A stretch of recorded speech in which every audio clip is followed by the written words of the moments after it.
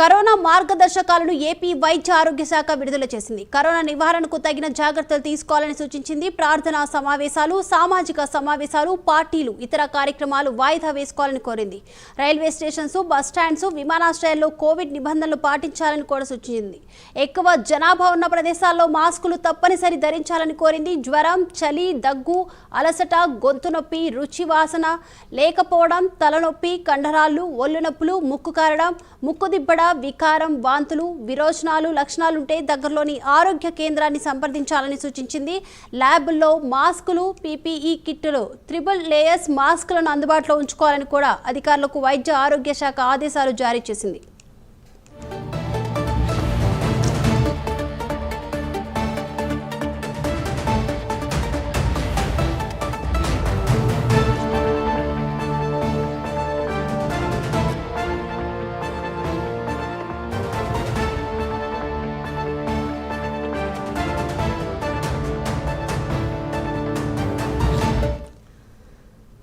Corona మార్గదర్శకాలను AP వైద్య ఆరోగ్య శాఖ విడుదల చేసింది. కరోనా నివారణకు తగిన జాగ్రత్తలు తీసుకోవాలంటూ కూడా సూచన చేసింది. ఈ అంశానికి సంబంధించి ఓవరాల్ అప్డేట్స్ అందించడానికి మా ప్రతినిధి శ్రీనివాస్ సిద్ధంగా ఉన్నారు. Srinivas, thank you Deepika. ఏదైతే కరోనా మహమ్మారి ప్రపంచాన్ని గడగడలాడించింది.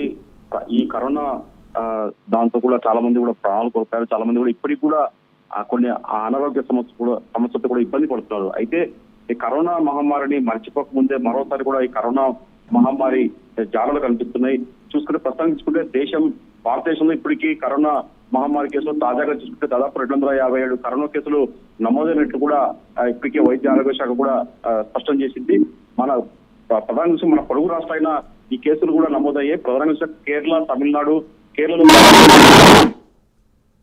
66 కేసులు, అలాగే మహారాష్ట్రలో 55 కేసులు, కర్ణాటకలో 13 కేసులు, పాండిచ్చేరిలో 10 కేసులు, మొత్తం చూసుకుంటే దాదాపు 257 కేసులు ఇప్పటికే కరోనా కేసులు నమోదయ్యాయి. ఈ నేపథ్యంలో కూడా కేంద్ర వైద్య ఆరోగ్య శాఖ అన్ని రాష్ట్రాలను అప్రమత్తం చేసింది. మన రాష్ట్రాన్ని కూడా, ఆంధ్రప్రదేశ్ రాష్ట్రాన్ని కూడా అప్రమత్తం చేసింది. ఇందులో భాగంగానే మన రాష్ట్ర వైద్య ఆరోగ్య శాఖ కూడా ఇప్పటికే మొత్తం ఒక గైడ్లైన్స్ కూడా రూపొందించింది. ప్రజలను కూడా అప్రమత్తం చేసి కూడా కరోనా మార్గదర్శకాలు కూడా వైద్య ఆరోగ్య శాఖ విడుదల చేసింది. ప్రధానంగా చూసుకుంటే ఏదైతే కరోనా రాకముందే దాన్ని కరోనాకు కట్టడి చేసే విధంగా కూడా చర్యలు తీసుకోవాలని చెప్పేసి కూడా రాష్ట్ర వైద్య ఆరోగ్య శాఖ కూడా కొన్ని సూచనలు చేసింది. కరోనా నివారణకు తగిన జాగ్రత్తలు తీసుకోవాలని చెప్పేసి కూడా వైద్య ఆరోగ్య శాఖ స్పష్టం చేసింది. ఏదైతే ప్రార్థన సమావేశాలు కావచ్చు, సామాజిక సమావేశాలు కావచ్చు, పార్టీ ఇతర కార్యక్రమాలు వంటి వాయిదా వేసుకోవాలని కూడా వైద్య ఆరోగ్య శాఖ సూచించింది.